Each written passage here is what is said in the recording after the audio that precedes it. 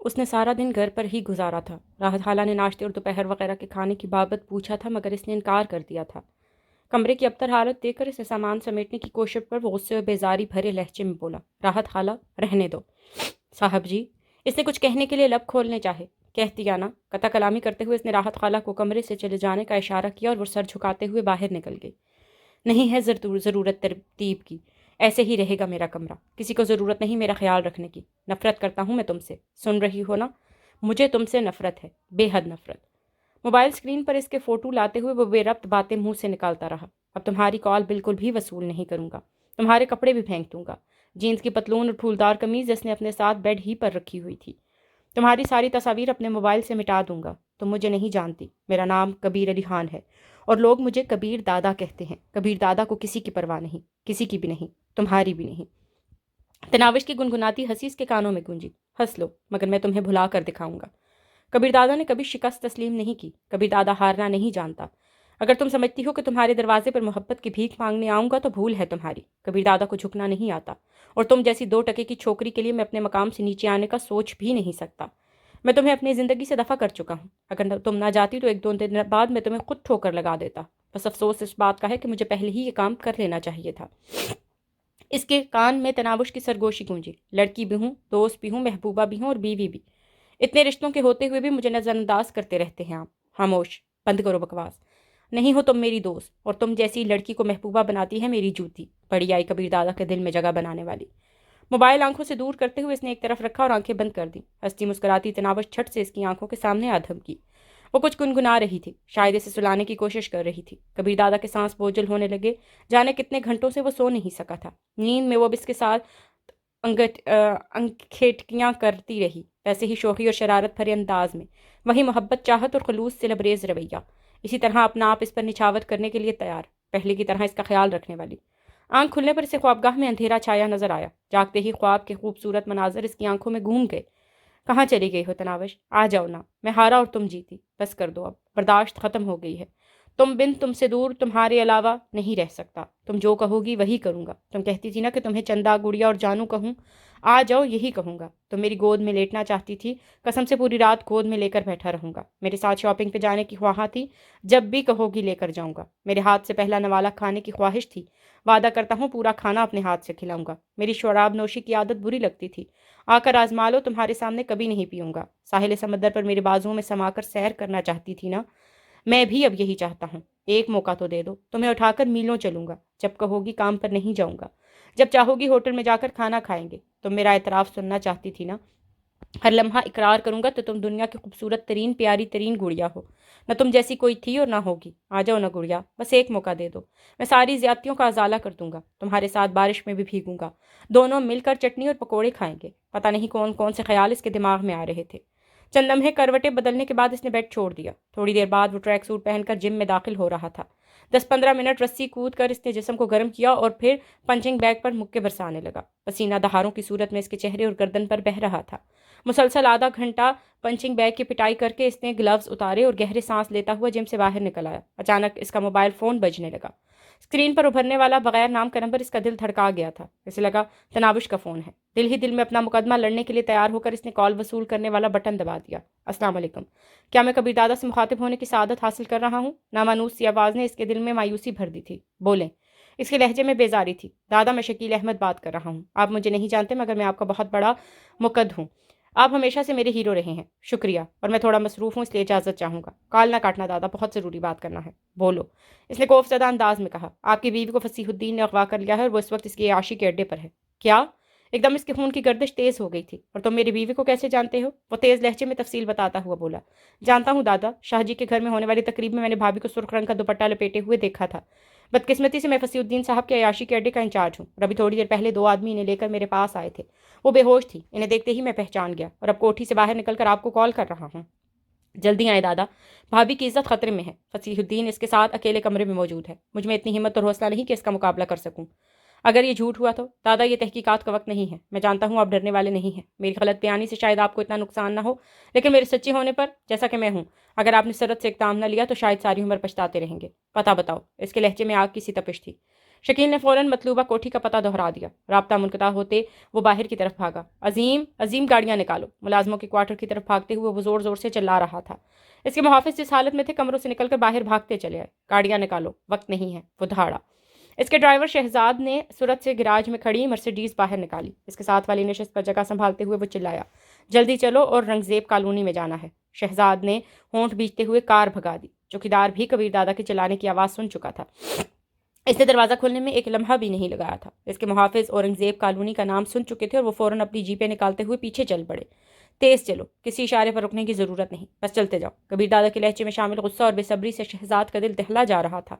وہ پوری رفتار سے مرسیڈیز کو بھگائے گیا۔ اس کے عقب میں آنے والی جیپ بھی امتیاز بڑے یقین سے دعویٰ کر رہا تھا، میں قسم کھا سکتا ہوں یہ نوازن کا معاملہ ہے۔ یار تمہارے دماغ میں ہر وقت وہی گھسی ہوتی ہے۔ بخش نے اسے جھڑکا۔ شرط لگا لو۔ امتیاز نے اسے للکارنے میں دیر نہیں لگائی تھی۔ بھاڑ میں جاؤ، اسے بڑے لہجے میں کہتے ہوئے بخش نے چپ سادھ لی تھی۔ شہزاد بڑی مہارت سے گاڑیوں کو اوورٹیک کرتا ہوا مطلوبہ سمت میں روانہ ہوا۔ شہزاد تیز چلو، گہرے سانس لیتا ہوا کبیر دادا نہایت غصے اور بے چینی میں دکھائی دیتا تھا۔ اسے اتنا پریشان شہزاد نے پہلے کبھی نہیں دیکھا۔ مسلسل 20 منٹ تیز رفتاری سے ڈرائیونگ کرتے ہوئے وہ اورنگزیب کالونی کی کشادہ سڑک پر مڑے۔ وہاں رش کم تھا۔ شہزاد نے کار کی رفتار مزید بڑھا دی تھی۔ بلاک نمبر 3، گلی نمبر 2، مکان نمبر 25A۔ اس نے مکمل پتہ دہرا دیا۔ شہزاد نے بلاک نمبر 3 کی گلی نمبر 2 میں کار موڑ دی۔ تیوڑی گلی میں چوتھے نمبر پر اس کا مطلوبہ مکان تھا۔ اس نے جو ہی کار گیٹ کے سامنے جا کر روکی، محافظوں کی جیپیں بھی اس کے پیچھے پہنچ گئی تھیں۔ اسی وقت عظیم پچھلی جیپ سے باہر نکل کر دوڑ کر اس کے قریب پہنچا۔ وہ عظیم کی طرف متوجہ ہوا۔ یہ کس کا مقام ہے؟ عظیم سرعت سے بولا۔ فصیح الدین کا۔ ہوشیار رہنا، کہہ کر وہ داخلی دروازے کی طرف بڑھا۔ اسی وقت ذیلی کھڑکی کھول کر چوکیدار باہر نکل آیا تھا۔ جی صاحب، اس نے پوچھنے کے لیے لب کھولے، مگر اس کا فکر مکمل ہونے سے پہلے کبیر دادا کا بازو گھوم چکا تھا۔ کنپٹی پر لگنے والا مکہ اس سے سوال و جواب کی دنیا سے بہت دور لے گیا تھا۔ کبیر دادا فوراً اندر داخل ہوا۔ سیمنٹ کی روش سے فصیح الدین کی کار نظر کھڑی آئی اور اس کے ساتھ کرسیاں ڈال کر اس کے دونوں محافظ بیٹھے تھے۔ گاڑیوں کے رکنے کی آواز وہ سن چکے تھے اور اس وقت دروازے ہی کی جانب متوجہ تھے۔ کبیر دادا کو دندناتے ہوئے اندر داخل ہوتا دیکھ کر وہ چہروں پر حیرانی بھرے تاثرات سجائے کھڑے ہو گئے تھے۔ کبیر دادا، آپ یوں کیسے ایک دم؟ اس کے قریب پہنچنے پر ایک محافظ سے سوال کرنا چاہا، مگر کبیر دادا کے پاس اس وقت سوال و جواب اور وضاحتوں کا وقت بالکل بھی نہیں تھا۔ وہ ایک دم اچھلا، ایک محافظ کی ٹھوڑی پر اس کا دایاں مکہ اور دوسرے کی پسلیوں میں اس کا گھٹنا زوردار انداز میں لگا۔ وہ دونوں اوق اور ہائے کی مختلف آوازیں نکالتے ہوئے ڈھیر ہو گئے تھے اور ان کا انجام دیکھنے کے لیے رکا نہیں تھا۔ امتیاز اور بخش اس کے پیچھے پیچھے چلتے آ رہے تھے۔ اندرونی عمارت میں داخل ہوتے ہی وہ ڈرائنگ روم سے گزر کر آگے بڑھا۔ شاید مطلوبہ کمرہ ڈھونڈنے میں سے تھوڑی دیر لگ جاتی، مگر اچانک ہی ایک کمرے کے اندر سے خدا کے لیے چھوڑ دو، مجھے جانے دو، معافی دے دو کی آوازیں ابھری۔ تنابش کی آواز، وہ کیسے نہ پہچانتا؟ اس کی نس نس میں بجلیاں بھر گئی تھیں۔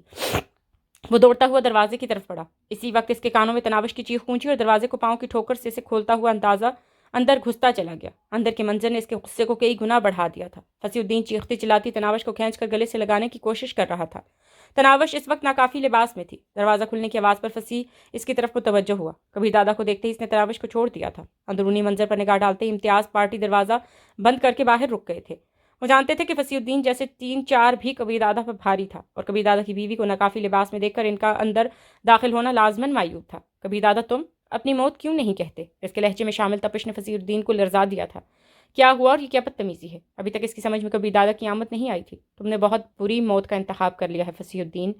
دانت پیستے ہوئے کبیر دادا کا بازو گھوما۔ زوردار تھپڑ نے فصیح الدین کو 2 گز دور فرش پر اچھال دیا تھا۔ تڑپ کر اٹھتے ہوئے اس نے کبیر دادا پر حملہ کر دیا۔ آخر اپنی عرفیت فاسی ہتھچڑ کا ثبوت تو اس نے دینا تھا اور یہ کوشش اسے مہنگی پڑی تھی۔ اپنے سر کو چند انچ حرکت دے کر کبیر دادا نے اس کا وار ہوا ہوا میں اڑایا اور اس سے پہلے کہ وہ اپنا ہاتھ پیچھے کھینچ پاتا اس کی کلائی پر گرفت جماتے ہوئے کبیر دادا نے اسے کھینچ کر دیوار پر دے مارا۔ اب تو دونوں ہاتھ سامنے ٹیک کر فصیح نے اپنا سر دیوار سے لگنے سے بچایا، مگر اس سے پہلے کہ وہ پیچھے مڑ پاتا کبیر دادا کی زوردار ٹھوکر اس کے کندھوں کے بیچ لگی۔ اس مرتبہ وہ اپنا سر دیوار سے لگنے سے نہیں بچا سکا تھا۔ اس کے ماتھے سے بے اختیار خون بہنے لگا۔ دھاڑ مارتے ہوئے وہ پیچھے مڑا اور ایک بار پھر کبیر دادا کو چوٹ پہنچانے کی کوشش کی، مگر کبیر دادا اس وقت چھلاوا بنا ہوا تھا۔ اپنی جان حیات کی بے حرمتی اس سے کہاں ہضم ہو سکتی تھی۔ پھانسی کے حملے کو ناکام بناتے ہوئے کبیر دادا نے اس کا بازو پکڑ کر اپنی جانب کھینچا اور بازو کو سیدھا ہوتے ہی اس کی ہتھیلی کا اندرونی حصہ زوردار انداز میں پھانسی کے کہنی کے جوڑ سے ٹکرایا۔ کٹاک کی آواز کے ساتھ پھانسی کے منہ سے زوردار چیخ برآمد ہوئی۔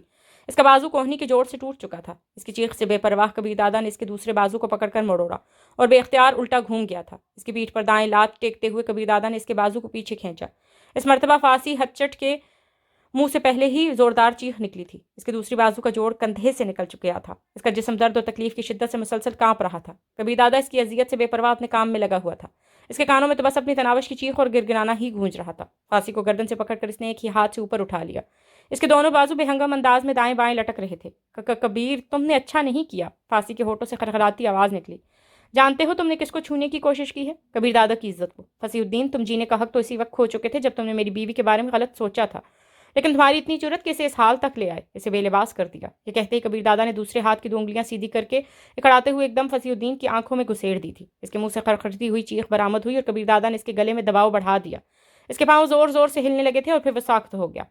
چند لمحے پہلے ایک بے بس ہوازادی کی چیخوں اور آہذاری سے لذت کشید ہونے والا عبرتناک انجام سے دوچار ہو گیا تھا۔ اس کا سانس نکلتے ہی کبیر دادا نے اسے گھما کر بیت الخلاء کے دروازے کی طرف اچھالا۔ وہ دروازہ کھولتا ہوا آدھا بیت الخلاء کے اندر اور آدھا باہر پڑا رہ گیا تھا۔ اس کے مرتے ہی کبیر دادا کے چہرے کے عضلات اعتدال پذیر ہونے لگے تھے۔ اس نے سر گھما کر دیکھا، تناوش کپڑے پہن چکی تھی۔ کبیر دادا کو دیکھتے ہی ہر خوف اور ڈر اس کے دل سے رخصت ہو گیا تھا۔ اللہ پاک نے اس کی دعاؤں کو شرف قبولیت بخش دیا تھا۔ کاش میں نے آپ کی مدد کے ساتھ آپ کے ساتھ کی دعا بھی مانگ لی ہوتی۔ تناوش کے دل میں حسرت جاگی۔ کبیر دادا کو اپنی جانب متوجہ دیکھ کر اس نے سر جھکا لیا تھا۔ کبیر دادا کی سمجھ میں نہیں آ رہا تھا اس سے کیا بات کرے، بس اس کے اندر ایک شکوہ کرتی سوچ ابل رہی تھی۔ دیکھ لیا مجھ سے دور جانے کا انجام؟ اکیلی لڑکی کے ساتھ یہ درندے ایسا سلوک کرتے ہیں۔ میرے لیے نہیں تو اپنی حفاظت کے لیے تو میرے ساتھ رہ سکتی تھی۔ دوسری دیانت تناوش کے دل میں شور بپا تھا۔ دیکھ لیا خود سے دور کرنے کا انجام؟ کیسے بے عزت اور خوار ہو رہی ہوں۔ ایک ظالم نے کتنا رلایا اور ستایا ہے۔ اگر یہ اپنی ملازمہ بنا کر ہی رکھ لیتے تو کوئی اتنا گندا ہاتھ تو میری جانب نہ بڑھاتا۔ چلو، وہ مختصراً کہتا ہوا باہر کی جانب مڑ گیا۔ اس کے سامنے آتے ہی وہ خود کو بے بس سا محسوس کر رہا تھا۔ اس کا ارادہ ایک دم اپنی ساس سے بات کرنے کا ہو گیا تھا۔ شاید وہ جہاں دیدہ عورت تناوش کی مشکلات کو سمجھتے ہوئے اس کبیر دادا کے ساتھ جانے پر مجبور کر دیتی۔ تناوش سر پر دوپٹہ ٹھیک کرتے ہوئے اس کے پیچھے چل پڑی۔ رہ رہ کر اس کے ہونٹ کبیر دادا سے بات کرنے کے لیے لرزتے، مگر پھر وہ رک جاتی۔ کیا معلوم وہ اسے جھڑک دیتا یا دھتکارتے ہوئے دفع ہو جانے کا کہتا۔ ایک دفعہ وہ پاشا کی زبانی دھتکارے جانے کی اذیت سہ چکی تھی۔ اب وہی باتیں کبیر دادا کی زبانی سن کر یقیناً وہ اپنے آنسو نہ روک پاتی، مگر اس کا یہ مطلب بھی نہیں تھا کہ وہ اس سے بات نہیں کرنے والی تھی۔ دوسرے شہر جانے سے پہلے وہ ایک بار ضرور اس سے ملنے کا ارادہ کر چکی تھی۔ امتیاز اور بخش باہر دروازے ہی پر کھڑے تھے، جبکہ باقر اور رخسار فصیح الدین کے بے ہوش پڑے محافظوں کے ساتھ کھڑے تھے۔ عظیم وہاں موجود ملازمہ سے کچھ پوچھ گچھ کر رہا تھا۔ کبیر دادا کو باہر نکلتے دیکھ کر وہ ملازمہ کو چھوڑ کر جلدی سے کبیر دادا کے پیچھے چل پڑا۔ ان کا کیا کرنا ہے دادا؟ باقر نے فصیح الدین کے محافظوں کی جانب اشارہ کیا۔ چھوڑ دو۔ کبیر دادا کے بغیر آگے بڑھ گیا۔ ڈرائیوروں نے گاڑیاں موڑ کر کھڑی کی ہوئی تھی۔ عظیم نے آگے بڑھ کر رکبی نشست کا دروازہ کھول دیا۔ کبیر دادا وہاں بیٹھے بغیر دوسری جانب گھوم گیا۔ یقیناً اس نے تناوش کے لیے خالی دروازہ چھوڑا تھا۔ تناوش خاموشی سے اندر گھس کر سر جھکا کر بیٹھ گئی۔ کبیر دادا کے بیٹھتے ہی عظیم ڈرائیور کے ساتھ بیٹھا اور شہزاد نے کار آگے بڑھا دی۔ دیکھ لیا کیا کہا تھا؟ امتیاز اپنے اندازے کی درستی پر بخش کو مخاطب تھا۔ یار پتہ نہیں تمہیں کیسے اندازہ ہو جاتا ہے۔ بخش نے کسیانے انداز میں سر ہلایا۔ امتیاز فلسفیانہ لہجے میں بولا، جگر کبیر دادا اتنا پریشان اور بدحواس اس سے پہلے میں نے کبھی نہیں دیکھا، اور انسان کی ایسی حالت تب ہی ہوتی ہے جب اس کی عزت پر بنی ہو۔ ویسے یہ نمازن ہر وقت کسی نہ کسی کے ہاتھوں پھنسی رہتی ہے۔ بخش بھی امتیاز کی تقلید میں تناوش کو نمازن کہنے لگا تھا۔ یہ بھی تو دیکھو کہ اسے جس نے بھی میلے ہاتھ سے چھونے کی کوشش کی وہ عبرتناک انجام سے دوچار ہوا ہے۔ دلاور شیخ، خاور شیخ اور عباسی ہچھٹ جیسا آدمی بھی نہ بچ پایا۔ بخش نے کہا، ویسے پھانسی کی موت پر کافی ہنگامہ کھڑا ہوگا۔ امتیاز ہنسا۔ کبیر دادا ایسے ہنگاموں کو پاؤں کی ٹھوکروں میں اڑا دیتا ہے۔ صحیح کہا۔ بخش نے اس کی تائید میں سر ہلا دیا تھا۔ کار کے آگے بڑھتے عظیم نے پوچھا، دادا کہاں جانا ہے؟ کبیر دادا نے کہا، تناوش کے گھر۔ تناوش کا دل دھک سے رہ گیا تھا۔ اس سے پہلے اس کے دل میں ذرا سی امید بقایا تھی کہ شاید اسے خوابوں کی جنت میں جانے کا موقع مل جائے، مگر اس کی یہ خواہش شرمندہ تعبیر نہیں ہو سکی تھی۔ تمام اپنی اپنی سوچوں میں گم تھے۔ اس سے پہلے ہمیشہ تناوش نامحسوس انداز میں کھسکتے ہوئے کبیر دادا کے ساتھ لگ کر بیٹھ جایا کرتی تھی۔ آج کبیر دادا کا رواں رواں دست دعا بنا کہ اس کی قربت کا ممتنی تھا، مگر وہ سیٹ کے دوسرے کنارے سر جھکائے بیٹھی تھی۔ اس کے وجود سے اٹھتی ہوئی بھینی بھینی خوشبو کبیر دادا کے دل کے حسرتوں کو بڑھا رہی تھی۔ تناوش کے گھر تک وہ خاموش بیٹھے رہے تھے۔ وہ کوشش کے باوجود اس سے کوئی بات نہیں کر سکا تھا اور نہ چاہتے ہوئے اپنے دل کا حال بیان کر سکی تھی۔ تناوش کے گھر کے سامنے کار رکتے ہی وہ نیچے اترتے ہوئے بولا، تم لوگ یہیں انتظار کرو۔ اس کے دیکھا دیکھی تناوش بھی نیچے اتر گئی تھی۔ دروازے کے پٹ میں جھری دیکھتے ہوئے وہ دستک دینے کا ارادہ ترک کر کے دروازے کو دھکیلتا ہوا اندر گھس گیا۔ تناوش بھی کے پیچھے اندر داخل ہو گئی، مگر اسے کبیر دادا کے اپنے گھر میں داخل ہونے حیرانی ضرور ہو رہی تھی۔ شاید امی جان کو میری شکایت کرنے جا رہا ہو، اس نے سوچا، مگر اس کے ساتھ ہی سے خیال آیا کہ آخر شکایت کرے گا کیا؟ میری کوئی اپنی مرضی سے تو وہاں سے نہیں آئے، وہ مجھے اغوا کر کے لے گئے تھے، اس میں میرا تو کوئی قصور نہیں۔ ذہن کے گھوڑے دوڑاتے وہ اس کے پیچھے چلتی رہی۔ بشرا کمرے ہی میں گھسی تھی۔ جو ہی کبیر دادا تناوش کے لیے گلا کھنگارتا ہوا اندر داخل ہوا، پریشانی سے سر پکڑے بیٹھی بشرا خوشی سے چیختے ہوئے بیٹے کی طرف پڑی۔ تم کہاں گئی تھی میری جان؟ وہ ماں کے ساتھ لپٹ کر خاموشی سے آنسو بہانے لگی۔ اتنا قریب آ کر اس کا محبوب پھر واپس لوٹنے والا تھا۔ کبیر دادا نے بھی بشرا کی بات کا جواب دینے کی ضرورت محسوس نہیں کی تھی۔ وہ نہیں چاہتا تھا کہ تناوش کی اغوا کی بابت جان کر وہ پریشان ہو جائیں۔ بشرا بیٹی کو تسلی بھرے چند الفاظ کہہ کر کبیر دادا کی طرف متوجہ ہوئی۔ تو اس سے آپ لے گئے تھے؟ کبیر دادا کی خاموشی کو اسپات جانتے ہوئے اس کی بات جاری رہی۔ مگر کیوں؟ آپ نے تو اسے دھتکار دیا تھا، پھر ساتھ لے جانے کا خیال کیسے آیا؟ جس لڑکی کو آپ گھر نہیں رکھ سکتے، اس کے ساتھ عیاشی کرنے، اس کی معصومیت سے فائدہ اٹھانے کی اجازت آپ کو کس نے دی ہے؟ کیا اسی لیے ہماری مدد کی تھی کہ اس کے بعد ہمارا تماشا بنا دو؟ آپ سے تو وہ دلاور شیخ ہی بہتر تھا جو میری بیٹی کو ہمیشہ ہمیشہ کے لیے اپنانا چاہتا تھا۔ ماں جی نہیں، تناوش نے تڑپ کر ماں کو روکنا چاہا، جبکہ کبیر دادا ششتر کھڑا اس کی باتیں سن رہا تھا۔ وہ ساری باتیں اس کے سر سے کافی اوپر گزر چکی تھی۔ تم خاموش رہو۔ بیٹی کو جھڑک کر وہ کبیر دادا کی طرف متوجہ ہو گئی۔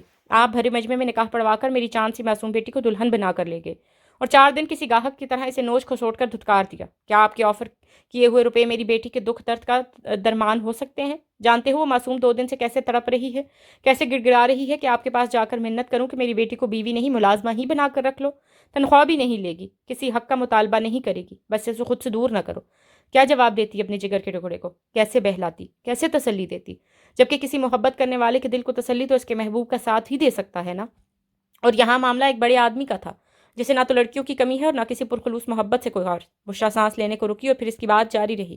اگر آپ یہ سمجھتے ہیں کہ چند ٹکے دے کر میری بیٹی کے دکھوں کا مداوع کر دیں گے یا کوئی گاڑی بنگلہ دے کر ہماری جھولی خوشیوں سے بھر دیں گے تو یہ آپ کی غلط فہمی ہے۔ ہم غریب ضرور ہیں مگر کسی کے سامنے ہاتھ نہیں پھیلاتے، خاص کر حرام کی دولت کا 1 روپیہ نہیں چاہیے ہمیں۔ اور اب گزارش یہ ہے کہ میری بیٹی کا پیچھا چھوڑ دو، اسے اپنے دکھوں اور غموں کے ساتھ رہنے دو۔ جتنی عیاشی کرنا تھی آپ نے کر لی، میری بیٹی نے پورا معاوضہ ادا کر دیا ہے۔ امید ہے میری درخواست کو شرف قبولیت بخشتے ہوئے آئندہ آپ یہاں نظر نہیں آئیں گے۔ امی جان، تناوش دکھ بھرے لہجے میں چیخ پڑی تھی، بکواس بند کرو ورنہ اپنے ہاتھوں سے تمہارا گلا گھونٹ دوں گی۔ بشرا کو سخت غصہ آیا ہوا تھا۔ وہ بے حیائی اور بے غیرتی نہیں تو کیا ہے؟ 2 دن پہلے گھر سے نکالا، آج دل چاہا تو پھر اٹھا کر لے گیا اور چند گھنٹوں بعد دوبارہ واپس چھوڑنے آ گیا۔ کیا طوائف ہو تم یا اتنی بے غیرت ہو گئی ہو کہ جسے اپنی عزت حیا شرم کا کوئی پاس نہیں ہے؟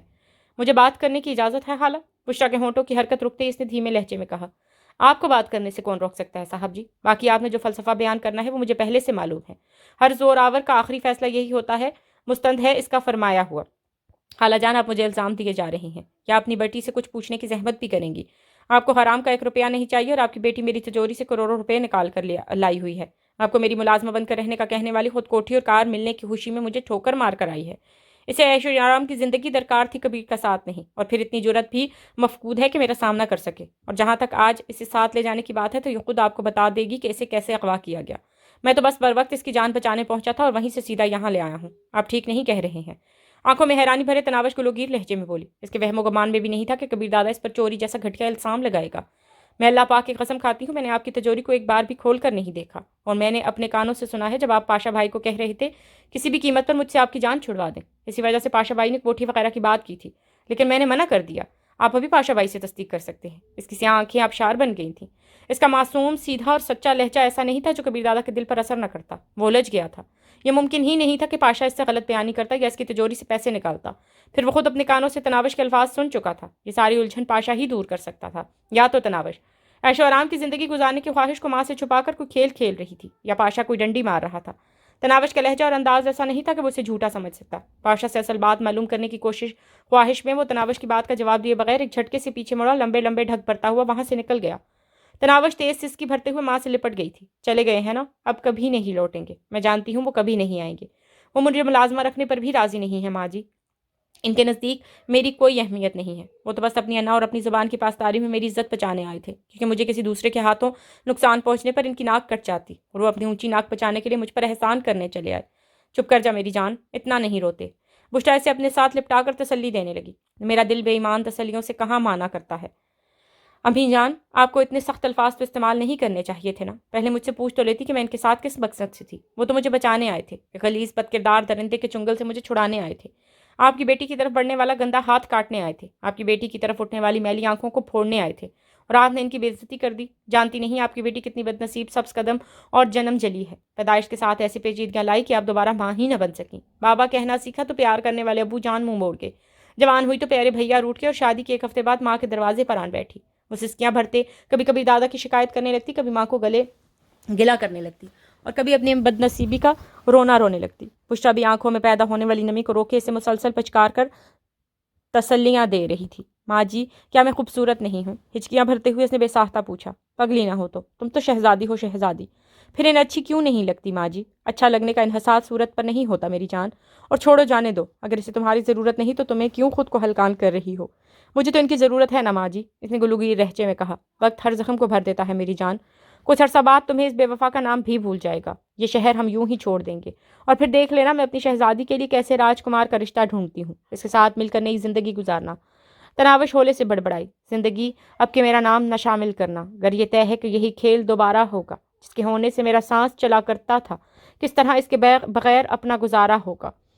اب اپنی ان ان پڑھ ماں کو شاعری سنائے گی؟ بشرا نے ہنس کر اس کا موڈ ٹھیک کرنا چاہا، مگر وہ آنکھیں نم کیے ماں کی گود میں لیٹی رہی۔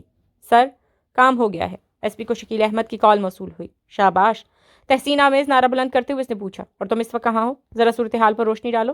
شکیل تفصیل بتاتا ہوا بولا، وہیں کوٹھی میں موجود ہوں، جو ہی کبیر دادا اپنا کام ختم کر کے چلا گیا میں فوراً اندر گھس آیا۔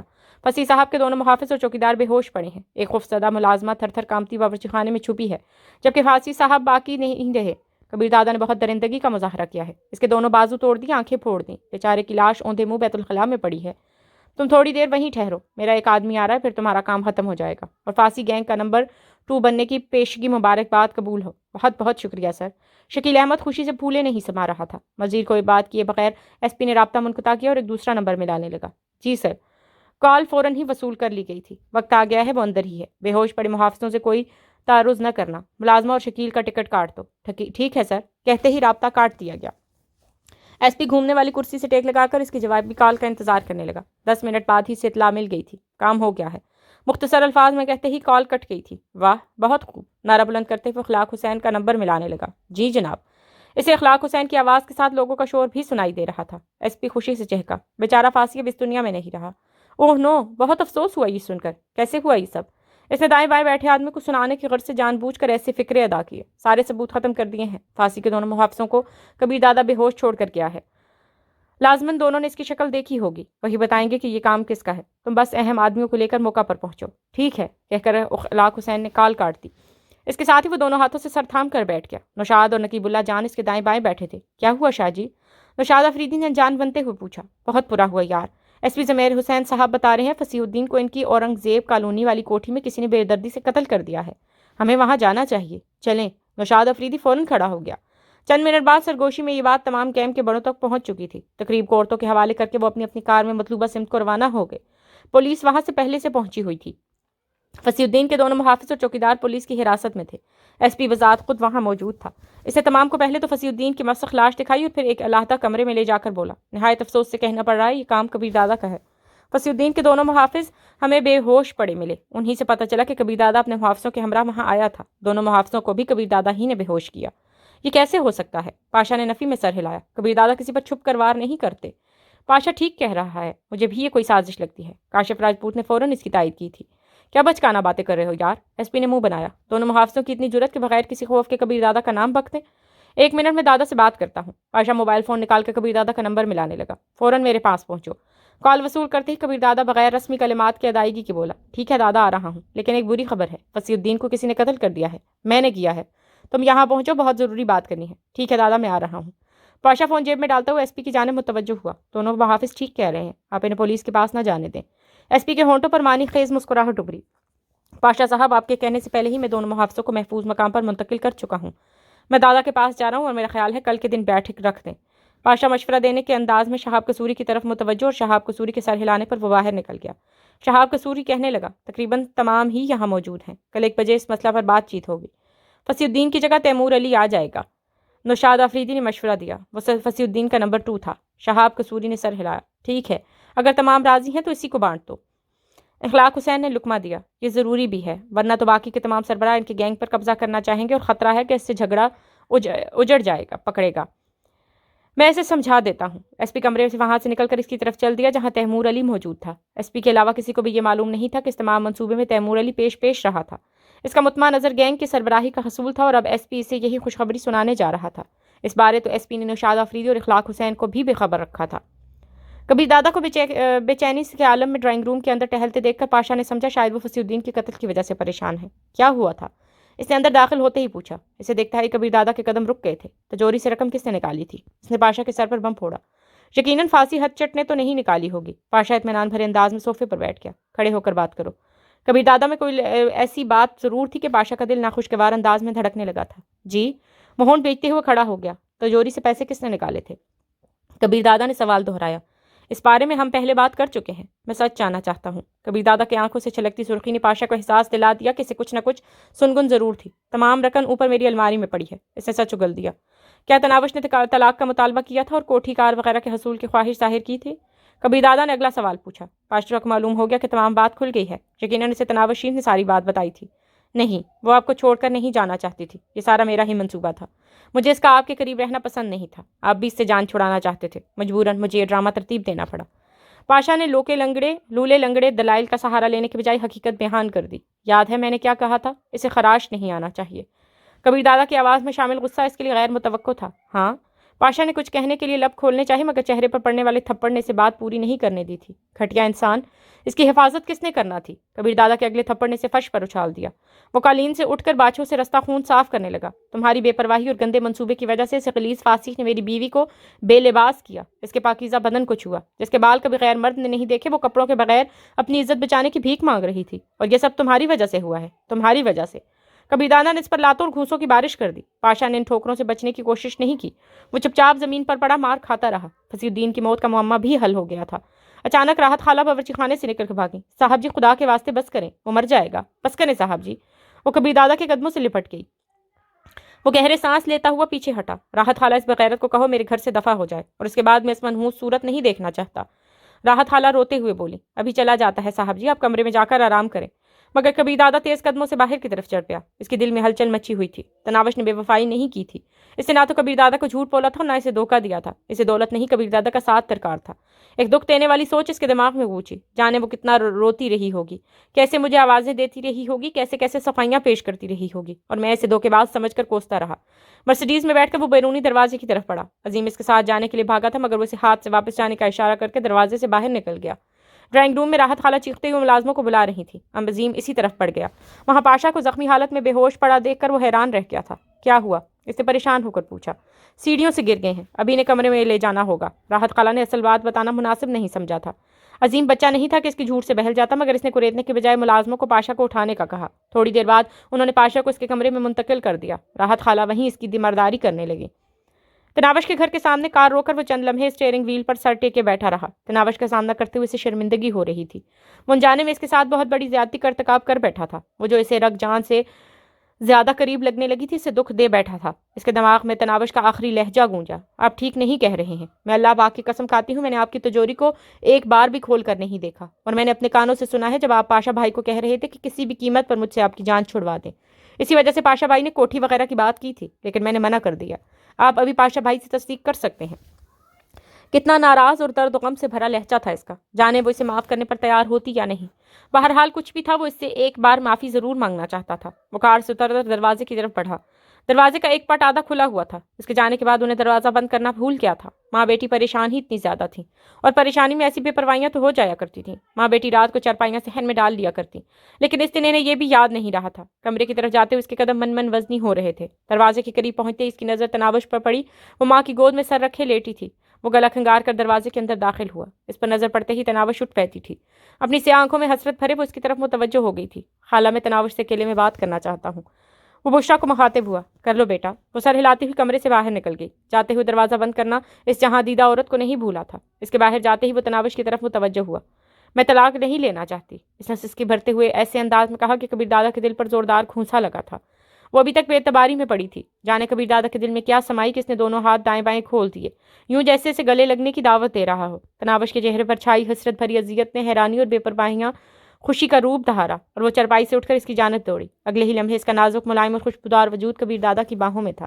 کبھی نہیں دوں گا میری جان، کبھی بھی طلاق نہیں دوں گا، ہمیشہ پاس رکھوں گا اپنی تناوش کو، مجھے معاف کر دو، انجانے میں تمہیں دکھ دے بیٹھا۔ تم میرا اقرار سننے کی خواہاں تھی نا، لو میں اقرار کرتا ہوں کہ تم مجھے دنیا کی ہر چیز سے زیادہ پیاری، ہر شے سے زیادہ عزیز اور ہر شخص سے زیادہ میرے دل کے قریب ہو۔ تم چاہتی تھی کہ تمہیں محبت والے القاب سے پکاروں، تمہیں چندہ گڑیا جانو کہوں، ایسے ہی پکاروں گا میری گڑیا، میری چندہ، میری شہزادی۔ کبیر دادا نے بڑے زور سے اسے اپنے ساتھ بھینچ لیا تھا۔ تو میری گود میں لیٹنا چاہتی تھی نا، ساری رات لٹاؤں گا میری گڑیا۔ تو میرے ہاتھ سے پہلا نوالا کھانا چاہتی تھی، اب پورا کھانا کھلاؤں گا۔ تو میری شراب نوشی بری لگتی تھی نا، وعدہ کرتا ہوں کبھی تمہارے سامنے نہیں پیوں گا۔ دوسری لڑکیوں کا میرے قریب آنا برا لگتا تھا، اب کوئی نہیں آئے گی۔ کسی اور سے ملنا تو درکنار، کسی اور کی طرف دیکھوں گا بھی نہیں۔ بس ایک بار مجھے سچے دل سے معاف کر دو۔ معاف تو نہیں کروں گی۔ اس نے کبیر دادا کی چھاتی سے چہرہ اٹھا کر اپنی آنکھوں میں جھانکا۔ اس کی پرکشش آنکھوں سے اس وقت بھی لگاتار آنسو بہ رہے تھے، مگر یہ خوشی کے آنسو تھے۔ وہ اپنے لبوں سے اس کے آنسو چنتے ہوئے بولا، بہت دکھ دیے ہیں اپنی گڑیا کو، ہے نا؟ وعدہ کرتا ہوں اب کبھی ان پیاری آنکھوں میں آنسو نہیں آنے دوں گا۔ مجھے شاپنگ کراؤ گے نا؟ اس نے ناز بھرے لہجے میں کہا۔ جس وقت کہو گی، اسی وقت لے چلوں گا۔ ساحل سمندر پر لے جاؤ گے؟ روزانہ لے جاؤں گا، اور تمہیں پاؤں میں موچ آنے کا بہانہ بھی نہیں کرنا پڑے گا۔ رات کو جلدی گھر آؤ گے؟ بھاڑ میں جائیں کام، رات کو کہیں جاؤں گا ہی نہیں۔ صبح کام پر جانے سے پہلے کم از کم 2 گھنٹے میرے ساتھ گپ شپ کرو گے۔ میں تو 3 گھنٹے کا سوچے ہوئے تھا۔ اگر تم یہ چاہتی ہو تو ٹھیک ہے، مرضی بہرحال تمہاری چلے گی۔ گھر میں شراب کی بوتل نظر نہیں آئے گی۔ وہ ساری باتیں منانے پر تل گئی تھی۔ جب نظر آئے اسی وقت توڑ دینا، کبیر کہہ کر بلاؤں گی۔ وہ مسکرایا۔ ٹھیک ہے، لیکن کبھی کبھی تو سرتاج کہہ لو گی نا؟ ہر وقت کہوں گی کبیر، میرے سرتاج، میرے مالک، میرے سائیں، میرے سب کچھ۔ کبیر دادا نے اسے بازو میں بھر کر اوپر اٹھایا اور چرپائی پر لا کر لٹا دیا۔ وہ خود اس کے ساتھ بیٹھ گیا تھا۔ اب تو معاف کر دیا ہے نا؟ سوچوں گی، وہ ناز سے مسکرائی۔ تو سوچنے کے لیے کتنا وقت چاہیے؟ یہی کوئی 50-60 سال؟ وہ مزاحیہ انداز میں بولا۔ ٹھیک ہے پھر میں چلتا ہوں، 50-60 سال بعد آ جاؤں گا تمہاری رائے لینے۔ رو دوں گی، اس نے دھمکی دی۔ تو پھر معاف کرو نا، تاکہ میں کہیں بھی نہ جاؤں۔ نہیں کروں گی معاف، اور کہیں جانے بھی نہیں دوں گی۔ زیادتی تو ہے، لیکن اپنی ملکہ کا حکم ٹالا بھی تو نہیں جا سکتا۔ کبیر دادا نے بے بسی ظاہر کی۔ تناوش کے سریلے کہکے سے کمرے کی فضا میں گنگنا اٹھی تھی۔ میں بھلا اپنے کبیر سے خفا ہو سکتی ہوں؟ اسی وقت دروازے پر دستک ہوئی۔ کبیر دادا فوراً اس سے دور ہو گیا۔ بشرا کی آواز سنائی دی۔ بیٹا کھانا تیار ہے، اور تناوش نے کل سے کچھ نہیں کھایا۔ اس نے دروازہ کھولے بغیر کہا تھا۔ لے آؤ ماں جی، میں نے بھی نہیں کھایا۔ کبیر دادا نے پہلی بار اسے یوں پکارا تھا۔ ابھی لائی بیٹا۔ بشرا کی آواز میں خوشی بھری تھی۔ میں تو نہیں کھاؤں گی، تناوش نے سموہ چڑھایا۔ کبیر دادا نے کہا، نہ کھاؤ، مجھے تو کھلاؤ گی نا؟ یقین مانو 2 دنوں سے کچھ نہیں کھایا۔ کیا؟ کیوں؟ وہ چیخی تو بڑی تھی۔ تمہارے بغیر سانس لینا دشوار ہو گیا تو تم کھانے کو رو رہی ہو۔ اتنی پیاری لگتی ہوں۔ اس نے ہاتھوں کے پیالے میں کبیر دادا کا چہرہ بھر لیا۔ نہیں، اتنی سے تھوڑی زیادہ۔ کبیر، تناوش کے لہجے میں بلا کی چاہت موجزن تھی۔ وہ وارفتگی سے بولی، جی، اور پھر وہ مسلسل کبیر کبیر کبیر کبیر کبیر کبیر کہتی گئی، اور وہ جی جی جی جی جی کرتا گیا۔ دروازے پر ہونے والی دستک نے انہیں خاموش کر دیا تھا۔ بشرا بیٹی کے چہرے پر چھائی بے پایاں خوشی دیکھتے ہی سمجھ گئی تھی کہ اس نے من کی مراد پا لی ہے۔ آپ لوگ کھانا کھائیں، میں 2-3 کام نپٹا لوں۔ کھانے کی ٹرے ان کے درمیان رکھ کر وہ باہر نکل گئی۔ وعدہ بھول تو نہیں گیا نا؟ نوالا توڑنے سے پہلے ہی تناوش سے یاد دلانے لگی، اور کبیر دادا نے مسکراتے ہوئے نوالا اس کے منہ کی طرف بڑھا دیا۔ کھانے کے بعد کبیر دادا اسے بتا رہا تھا کہ پاشا نے کس طرح ان کے درمیان غلط فہمی پیدا کی تھی۔ بھیا کو ایسا نہیں کرنا چاہیے تھا۔ ناراض ہونے کے باوجود تناوش نے اسے احترام ہی سے پکارا تھا۔ اچھا اٹھو نا، گھر چلیں۔ وہ اٹھلاتے ہوئے بولی، میرے پاؤں میں تو موچ آئی ہوئی ہے۔ تو کیا؟ کبیر دادا نے کھڑے ہو کر اسے باہوں میں بھرنا چاہا۔ نہ کرے نا، امی جان دیکھ لیں گی۔ وہ جلدی سے کھڑی ہو گئی۔ کبیر دادا مسکرا دیا۔ اچھا امی جان سے اجازت تم لینا، مجھے تو شرم آ رہی ہے۔ بہت بڑی بے شرم تو میں ہوں نا؟ تناوش نے اسے زبان نکال کر چڑھایا۔ کبیر دادا مصنوعی سنجیدگی سے بولا، اچھا ٹھیک ہے پھر میں 2-3 دنوں بعد تمہیں لینے آ جاؤں گا۔ وہ چلائی، جان لے لوں گی میں اپنی۔ تو پھر یوں پوچھو نا، آئیں پوچھ لیتی ہوں۔ یہ کہتے ہی وہ چلائی، ماں جی۔ ہاں بیٹا۔ وہ دروازے پر نمودار ہوئی۔ آپ کے داماد مجھے اپنے ساتھ لے جانا چاہتے ہیں۔ میں نے کہا بھی کہ 2-3 دن ماں جی کے ساتھ گزار کر آ جاؤں گی، مگر یہ نہیں مان رہے، اس لیے اجازت دیں۔ بشرا اس کی ماں تھی، ترکی بترکی بولی، کبیر بیٹے کو میں منا لوں گی، تم لیٹو آرام کرو۔ تنگ کرنے کا موقع ہاتھ سے نہ جانے دینا۔ منہ بناتے ہوئے تناوش آگے بڑھی اور ماں سے لپٹ گئی۔ سدا خوش رہو میری جان۔ بشرا نے اس کے ماتھے پر بوسہ دیا، اور وہ کبیر دادا کے ہمراہ چل پڑی۔ کار کے قریب پہنچتے ہی کبیر دادا نے اس کے لیے دروازہ کھولا اور اس کی نشست سنبھالتے ہی گھوم کر ڈرائیونگ سیٹ پر بیٹھ گیا۔ راستے میں ایک پھولوں والے کے قریب سے گزرتے ہوئے اس نے تناوش کے لیے گجرے خریدے اور خود ہی اس کی ریشمی کلائیوں میں پہنا دیے۔ تناوش خود ہی خوشی کے ساتھ میں آسمان پر اڑ رہی تھی۔ کبیر دادا اس سے اتنی محبت ملنے کا اس نے خواب میں بھی نہیں سوچا تھا۔ گھر میں داخل ہو کر اس نے کار اندرونی عمارت کے سامنے روکی اور نیچے اترنے سے پہلے بولا، نیچے نہ اترنا، میں خود تمہارے لیے دروازہ کھولوں گا۔ اس کی آنکھوں میں آنسو آ گئے تھے۔ اتنی محبت نہ دو کبیر، ایسا نہ ہو سنبھالی نہ جا سکے۔ تم نہیں جانتی تمہارے بعد یہ دل کس حسرتوں کا شکار رہا۔ میں تو اپنے تئیں تمہیں ہمیشہ کے لیے کھو چکا تھا۔ اب اتنی آسانی سے واپس مل گئی ہو تو کچھ نخرے تو اٹھانے دو نا اپنی لاڈلی بیوی کے۔ یہ کہتے ہی وہ نیچے اتر گیا۔ تناوش محبت پاش نظروں سے اس کی طرف دیکھ رہی تھی۔ کبیر دادا گھوم کر دوسری طرف آیا اور دروازہ کھول کر اسے بازو سے پکڑ کر نیچے اترنے میں مدد دینے لگا۔ تناوش کی آنکھوں میں اپنا دلہن بن کر آنا گھوم گیا۔ جب اس کی طرف دیکھے بغیر کبیر دادا اندر کی جانب چل پڑا تھا، اور پھر اس کے خوابگاہ میں داخل ہونے کے بعد اسے کبیر دادا کی سخت باتیں سننا پڑی تھی کہ وہ اس کے آدمیوں کے سامنے رومانس نہ چھاڑا کرے۔ آج وہ اپنے ملازموں کے سامنے ہی اس کے ناز نخرے اٹھا رہا تھا، اور وہ نزاکت سے باہر آ گئی۔ اگر کہو تو میں فوراً مان جاؤں گا کہ تمہارے پاؤں میں موچ آئی ہوئی ہے۔ مجھے لاج آئی ہے، آئے گی۔ اس نے حیا سے آنکھیں جھکا لی۔ بس ساری مستیاں اور تیزی تراری ختم ہو گئی؟ کبیر دادا نے مسکرا کر اس کا ہاتھ تھاما اور ساتھ چلا کر کمرے میں لے جانے لگا۔ تناوش گویا ہواؤں میں اڑتی ہوئی اس کے ساتھ بڑھ گئی۔ خوابگاہ میں داخل ہوتے ہی وہ چیخی تو پڑی تھی، یہ کیا؟ وہ چاروں طرف بکھرے سامان کو دیکھتے ہوئے کبیر دادا کی طرف متوجہ ہوئی۔ وہ اطمینان سے صوفے پر نشست سنبھالتے ہوئے بولا، تمہارے بغیر اپنی یہی حالت ہے۔ اسے شوقی نظروں سے گھورتے ہی وہ سامان کو ترتیب سے رکھنے میں مصروف ہو گئی اور کبیر دادا ٹانگ پہ ٹانگ رکھے بیٹھا اسے محبت بھری نظروں سے گھورنے لگا۔ یار کیا مصیبت ہے، ابھی سونے کے لیے لیٹا تھا۔ نوشاد آفریدی کی جلاتی ہوئی آواز نے اخلاق حسین کے لبوں پر مسکراہٹ بکھیر دی تھی۔ وہ اس کی جلاہٹ کو خاطر میں نہ لاتے ہوئے بولا، میں بس تمہاری کوٹھی پر پہنچنے ہی والا ہوں، ایسی بھی کیا مصیبت آن پڑی ہے؟ یہ باتیں کل پر بتانے والی نہیں ہے حضرت، ورنہ میں گھر بیٹھے تمہیں کال کر سکتا تھا۔ اچھا میں منتظر ہوں۔ نوشاد آفریدی رابطہ منقطع کر کے پہلو میں لیٹی نغمہ بیگم کی طرف متوجہ ہوا۔ معذرت جانے من، شاہ جی کسی ضروری کام کے سلسلے میں ملنے آ رہا ہے، اس لیے تم سو جاؤ۔ سلیپنگ گاؤن پہن کر وہ ڈرائنگ روم میں نکل آیا۔ اس کے ملازم اخلاق حسین سے اچھی طرح واقف تھے، اس لیے اس نے گیٹ پر اطلاع دینے کی ضرورت محسوس نہیں کی تھی۔ تھوڑی دیر بعد اخلاق حسین اس کے سامنے موجود تھا۔ رسمی کلمات کی ادائیگی کے بعد اس کے ساتھ ہی بیٹھ گیا تھا۔ نیند بھگانے کے لیے وہ پہلے سے ملازم کو کافی بنانے کا کہہ چکا تھا۔ بات چیت شروع ہونے سے پہلے ہی ملازم نے انہیں کافی پیش کر دی تھی۔ فرمائیں شاہ صاحب، کون سی بات تمہیں آرام نہیں کرنے دے رہی؟ یار نوشاد، اتنی موٹی شست بھی نہ رکھو، تمہیں بالکل اندازہ ہی نہیں کہ حالات کون سا رخ اختیار کرتے جا رہے ہیں۔ اچھا ہوا کیا ہے؟ اخلاق حسین نے منہ بناتے ہوئے جواب دیا، کھوتے کا سر ہوا ہے۔ کیا فصل الدین کا قتل تمہارے نزدیک کوئی بات نہیں ہے؟ اور اس قتل کے بعد کبیر دادا کے لیے جو گڑھا کھودا جا چکا ہے، اس نے سے تم نا علم ہو؟ یہ ایسی انوکھی اطلاع تو نہیں جو مجھے بستر سے اٹھا کر بتائی جائے۔ باقی خوش قسمتی سے ہم اس سازش میں ہم برابر کے شریک تھے۔ سارا منصوبہ کس کا تھا؟ نوشاد نے کہا، ایس پی کا۔ اخلاق معنی خیز لہجے میں بولا، تمہارا کیا خیال ہے یہ ایس پی کبیر دادا کے بعد اپنی سازشوں سے رکنے والا ہے؟ میں سمجھا نہیں۔ نوشاد کے لہجے میں حیرانی تھی۔ اخلاق نے لہجے میں طنز سمویا، خان اگر گینگسٹر بھی ہو تو پٹھانی والے جراثیم اس میں موجود ہی رہتے ہیں، گویا تم ایس پی سے خطرہ محسوس کر رہے ہو۔ نوشاد نے 2 + 2 = 4 کیا۔ کیا تمہیں نہیں ہو رہا؟ بھول گئے ایس پی کے الفاظ کہ ہماری نگرانی بھی کراتا ہے اور اسے معلوم ہے کہ ہم دونوں ہی کبیر دادا کی رکھیل پر بری طرح فریفتہ ہیں۔ اس کے علاوہ بھی جانے ہمارے بارے کون سی معلومات اس نے اکٹھی کر رکھی ہوں گی۔ یہ بھی ممکن ہے کہ فصیح الدین کے بعد ہم دونوں میں سے کسی ایک کی باری ہو، بلکہ کبیر دادا کے ساتھ تمہاری دشمنی کا چرچا ہے۔ میں تو صلح کر چکا ہوں اور اس کے بعد اسے اپنے گھر تقریب میں بلا کر بھی اعلیٰ ظرفی کا ثبوت دے چکا ہوں۔ نوشاد الجھے ہوئے لہجے میں بولا، ایس پی ہمارا دوست ہے یار، وہ صرف ہمارا استعمال کر رہا ہے۔ ہم کبیر دادا کے خلاف ہیں اور اسے کبیر دادا سے سب سے زیادہ خطرہ ہے۔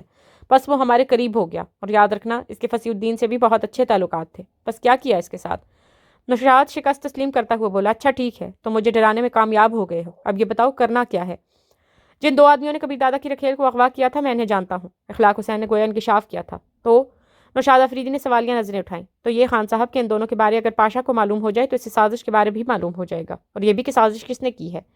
نوشاد نے نفی میں سر ہلایا، اس سے کبیر دادا کو اپنے خلاف بے گناہی کا ثبوت ہی ملے گا اور کچھ نہیں ہوگا۔ اخلاق حسین ہنسا، کبیر دادا بچے گا تو اپنے خلاف بے گناہی حاصل کرے گا نا؟ یار میری سمجھ میں کچھ نہیں آ رہا۔ نوشاد الجھ گیا تھا۔ اچھا بات سمجھنے کی کوشش کرنا، ہم نے مل کر شمشیر دادا کو کراچی بلانا ہے، اور یہاں آ کر وہ اگر کبیر دادا سے دیرینہ تعلقات کی بنا پر اسے قتل نہیں بھی کرتا تب بھی وہ اس کی رکھیل کو معاف نہیں کرے گا۔ خاص کر اسے دیکھنے کے بعد تو یہ ممکن ہی نہیں ہے کہ شمشیر دادا جیسے عورتوں کی شکاری سے یہ چھوکری بچ جائے۔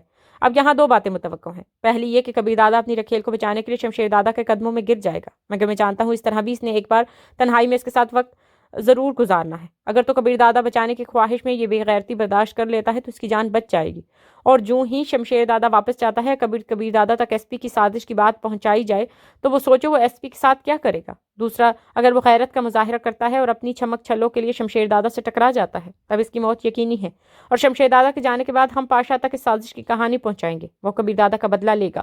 دونوں صورتوں میں ایس پی تو گیا کام سے، تو اس بارے کل ہی بات ہو سکتی تھی۔